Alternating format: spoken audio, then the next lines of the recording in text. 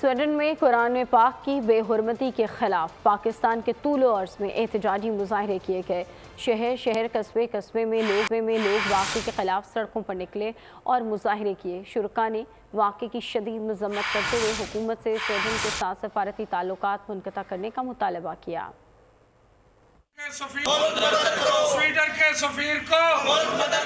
Sweden میں قرآن پاک کی بے حرمتی کا واقعہ، پاکستان کے چھوٹے بڑے شہروں میں شدید احتجاج۔ کراچی پریس کلب پہ مجلس وحدت المسلمین نے سویڈن واقعے کے خلاف احتجاج کرتے ہوئے سویڈن سے سفارتی تعلقات ختم کرنے کا مطالبہ کیا۔ حیدرآباد میں بھی سویڈن واقعے کے خلاف احتجاج کیا گیا۔ مظاہرین نے سویڈن میں بار بار ایسے واقعات کی روک تھام اور سویڈش سفیر کو ملک بدر کرنے کا مطالبہ کیا۔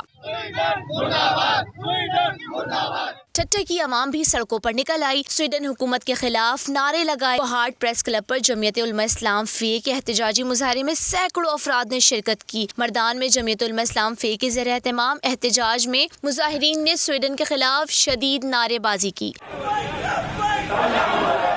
خانپور میں بھی سویڈن واقعے کے خلاف احتجاج کیا گیا۔ توبہ ٹیک سنگھ میں ڈسٹرکٹ پریس کلب کے زیر اہتمام سویڈن میں قرآن پاک کی بے حرمتی کے خلاف احتجاج کیا گیا۔ مظاہرین نے سویڈن حکومت سے قرآن کی بے حرمتی میں ملوث افراد کو سزا دینے کا مطالبہ کیا۔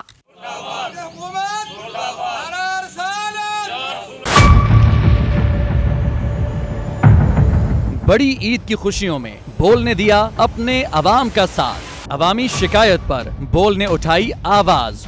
ادھر پشاور میں آلائشوں کو ٹھکانے لگانے کے لیے WSSP کا خصوصی آپریشن شروع ہو گیا ہے، جس میں 3259 اہلکاروں سمیت 683 گاڑیاں حصہ لے رہی ہیں۔ بول کی خبر پر اداروں نے بھی کس لی کمر، لیا ایکشن۔ لاہور میں مختلف مقامات پر علائشیں جو ہیں وہ ہمیں سڑکوں پر دکھائی دے رہی تھی، لیکن اس کے بعد جو LWMC ہے ان کا عملہ جو ہے وہ اس کے بعد فیلڈ میں نکلا اور اس کے بعد علائشوں کو ہٹانے کا سلسلہ جو ہے وہ شروع کر دیا گیا، کیونکہ بول ہے پاکستان کا نمبر 1 نیوز چینل۔ سبسکرائب کریں اور بیل دبائیں تاکہ کوئی خبر رہ نہ جائے۔